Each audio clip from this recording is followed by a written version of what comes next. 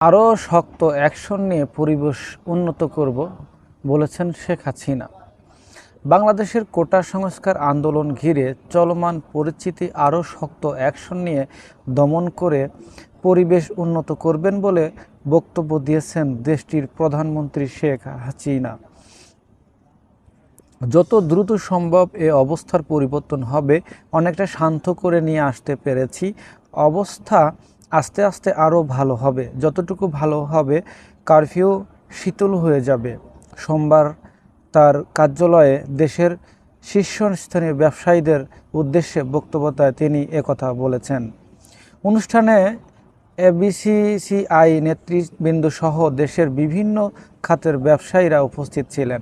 ব্যবসায়ীরা কারখানা খুলে দেওয়া এবং বৈদেশিক বাণিজ্যের সুবিধার্থে স্বল্প পরিসরে ইন্টারনেট চালুর প্রস্তাব দিয়েছেন প্রধানমন্ত্রীকে।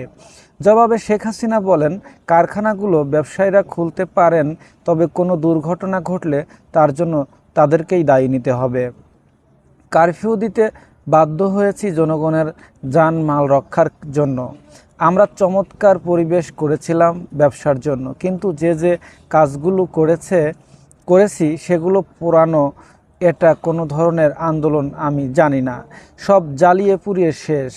আগুন দিয়ে যে ক্ষতি করেছে সেগুলো ঠিক করতে সময় লাগবে বলে তিনি বলেন। প্রিয় দর্শক, তার বক্তব্য, তার যে কথাবার্তায় বোঝা যায় তিনি এবং পরিষ্কার করে তিনি বলেছে যে আমাদের মধ্যবর্তী বা সাধারণ বা নিম্নপদের ব্যবসায়ী যারা রয়েছে, ব্যবসায়ীদের ক্ষতি হচ্ছে এই নেটওয়ার্কের জন্য বা আন্দোলনের জন্য।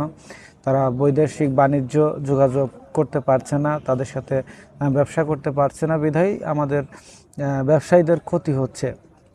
তো এই ব্যবসায়ীদের ক্ষতি কাটিয়ে ওঠার জন্যই তিনি এই পদক্ষেপগুলো নিয়েছে।